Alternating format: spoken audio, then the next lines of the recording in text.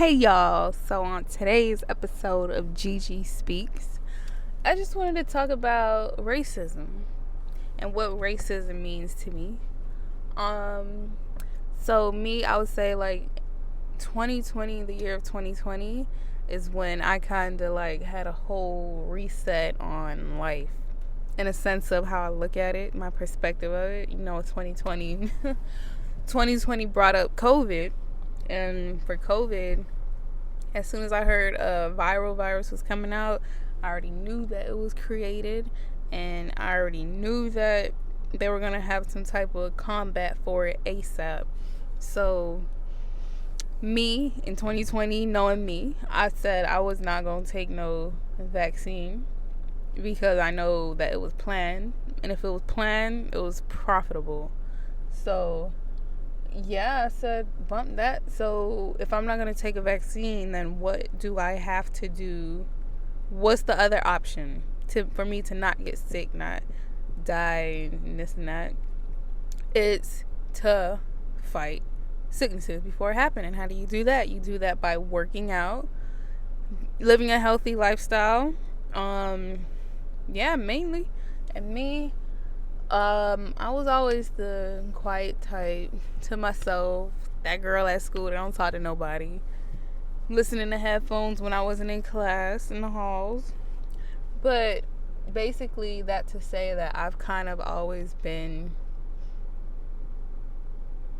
basically a lot of things were confirmed for me, like within these past 2 years. We're in 2022 right now.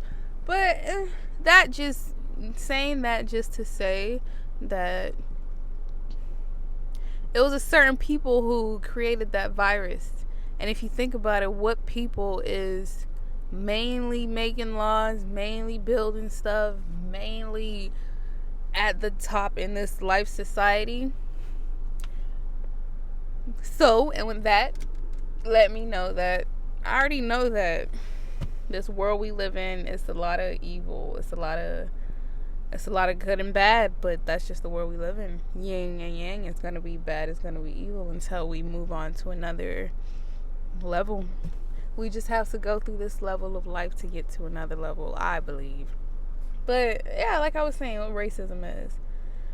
Racism, basically, in my studies of just because I realized in 2020 we really don't know shit about nothing. They taught us how to live to work in a society, but we don't know nothing about nothing about where we came from, the history of black people.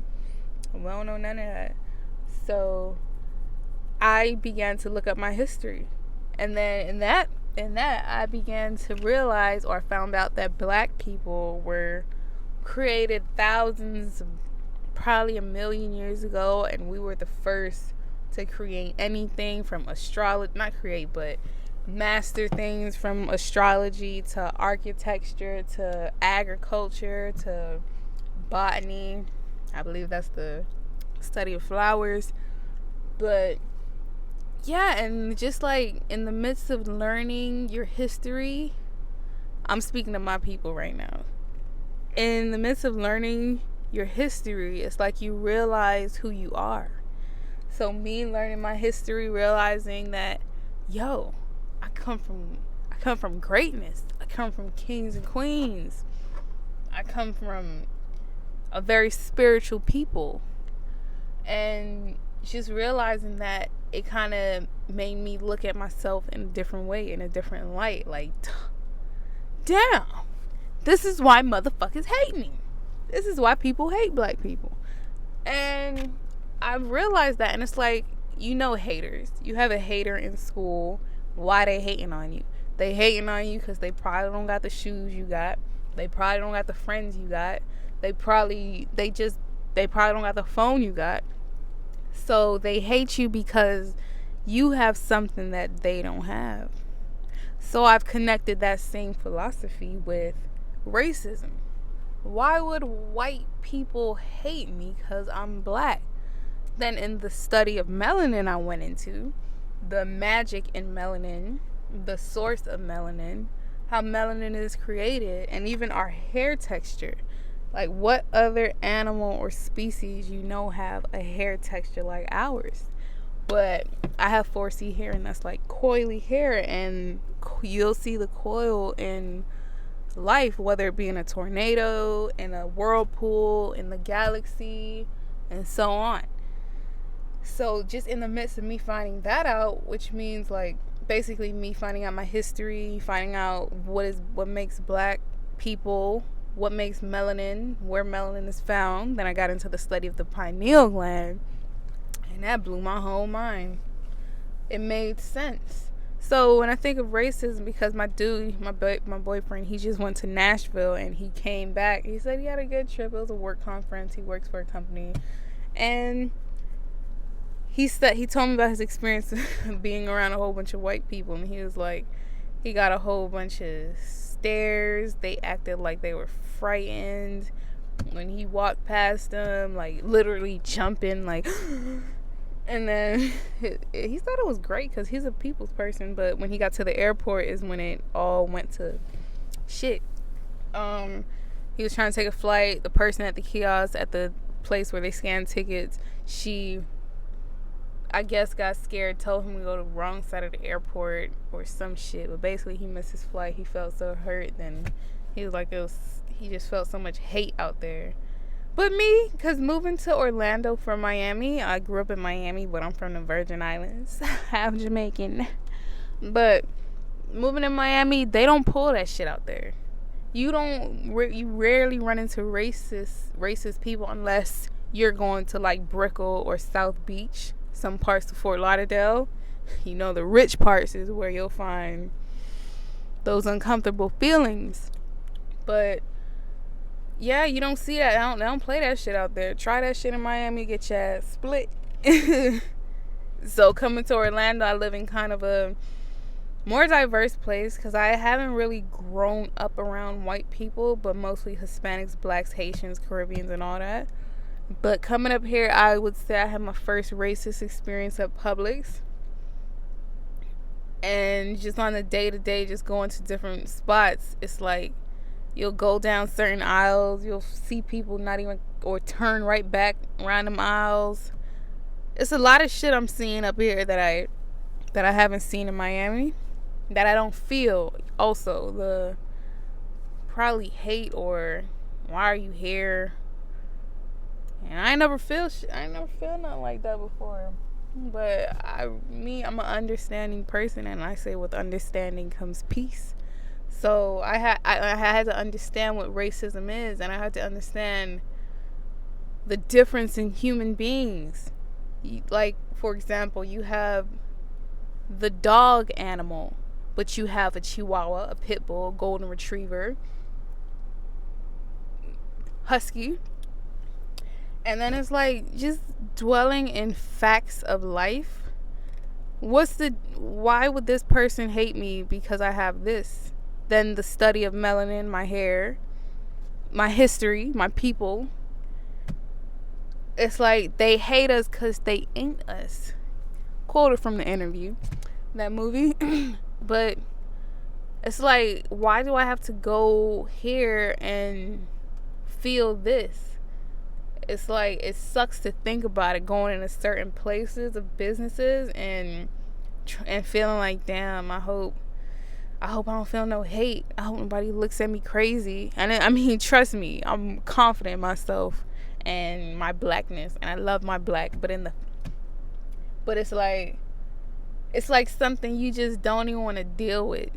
It's not that you scared or I'm intimidated. Hell no. It's like running into a dime you don't like, and they want to fight you a day you on your period and you're not in the mood. So it's like, I don't want to deal with this shit. I just want to have a happy experience. But I feel a lot of, because I'm a person who move off feelings. I trust my feelings. My feeling, I call it my inner God. So I trust it, and I know what I feel, and it's very weird. So it's like, basically, in the face of racism, how I've learned to deal with it. It's crazy that I never spoke about talking about or dealing with racism back from where I'm from.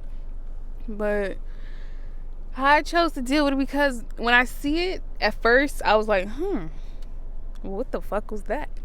And now it's like, because I understand why they may hate me. Why they may hate the way I wear my hair, the way I look, how I dress. I understand it. So when I see somebody probably look at me crazy or cut down another aisle, or even the Chinese folks in the hair store, Chinese restaurant and the nail salon, I had to stop going to them. Because all of them up here I went to so far, I felt some type of rudeness. Like, what I do to you? The fuck? So I stopped getting my nails done till I find me a black person to do it, or I just don't even do it because I do hair and they get messed up quick. So it's like I kind of stopped going to these Chinese spots because of the feeling I get when I go there. So it's like, in the face of that shit, I be like, I wear my hair in dukes. I have my hair standing up. Like, oh, you don't hate me because I'm black? Well, let me be more blacker. I be blasting my music like, you don't like it? So let me do it more. Let me do it more. So it's like, when I see that shit going down the aisles in either Walmart or Publix, you don't like me? You put your chin up. Because it's like, you got to understand why they are doing things like that. Why they may call the police on you, black people. Why they may try to Karen your ass. Why they might look at you crazy. Why they might move from around you when you come. Why they look at you crazy when you sit down in a restaurant. It's like, okay, I know why you looking at me crazy. So I'm going to sit my ass right here. I'm going to eat my food and I'm going to be me. So I basically say this to say, when you come into a face of a Karen or just a racist person, anybody, whoever the hell it is that don't like you because of how you look, understand why they don't like you. They don't like you because you have something that they don't. You are a great force. Black people, black men, kings, sisters, queens, start acting like it. When I think about it, I look at it as like, I'm up here, this is me. This is the people who hate me, whoever the hell it is. Oh, I hate you. Throwing rocks at you. Fuck you. Mean look. But I'm up here looking down at your ass. And I'ma still be up here looking down at your ass. But it's just stupid. It's like, you hate me because of how I look? It gotta be deeper than that. And I know it's deeper than that. And I know why. But I'll talk about that more some other time. But yeah, in the face of these hateful people, black people, because we are the most hurt people who has been through so much, is why I say black people. In the face of racism, in the face of hate, realize why they doing it. Understand why are they doing this to you. Why they're giving you this negative energy. Understand it. And once you understand it, once I understood it, I couldn't get mad no more. I'm not mad. Because I hold certain people, not even, but I realize the world that we live in, it's a lot of hate, it's a lot of evil. And I kind of accepted it to the point where I don't even kind of get shocked of hearing what somebody might have done. It's kind of, you expect this from a certain people.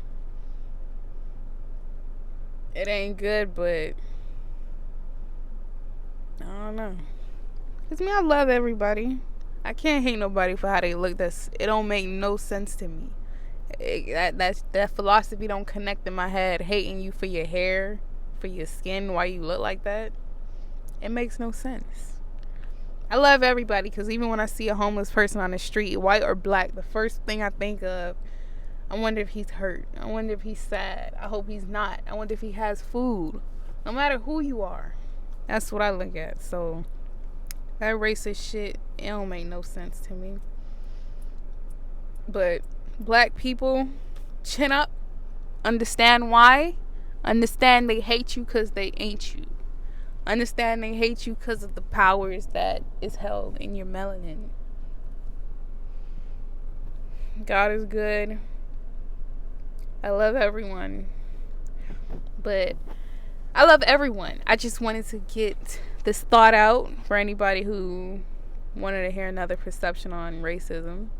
But understanding racism, trust me, it makes you laugh. It makes me smile. It makes me want to love more too. Cause I picture myself as this. I just wanna make sure everybody's good. So in the midst of racism, it's like, hey man, that's your problem, not mine. You gotta wake up with that hate on your heart. You gotta wake up with that prejudice on where you wanna walk, where you wanna walk to, where you don't wanna go, where you do wanna go. You gotta do that. I'm here jamming my music, chilling, working, doing my thing. And I'm going to continue doing it. But that's all I had to say. Until next time. Thank you for listening. I'll be talking about whatever comes on my heart to speak about. Thank you.